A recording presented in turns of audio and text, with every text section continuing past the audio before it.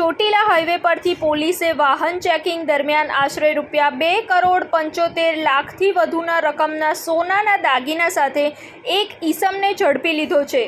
વાહન ચેકિંગ દરમિયાન ખાનગી ટ્રાવેલર્સને ઊભી રાખીને ચેકિંગ કરતા સોનાના દાગીના સાથે ઈસમ મળી આવતા કાર્યવાહી હાથ ધરી હતી, જેમાં રાજકોટ તરફ લઈ જવાતા આશરે 4 કિલો 121 ગ્રામથી વધુ સોનાના દાગીના મળી આવ્યા।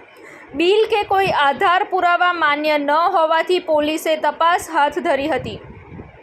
મહિલા પોલીસ ઇન્સ્પેક્ટર સહિત પોલીસ ટીમે હાઈવે પરથી પસાર થતા વાહનોમાં ચેકિંગ પ્રક્રિયા હાથ ધરી હતી। રિપોર્ટ વિક્રમસિંહ જાડેજા સાથે સંજીવ રાજપૂત, TV9 ગુજરાત, ચોટીલા।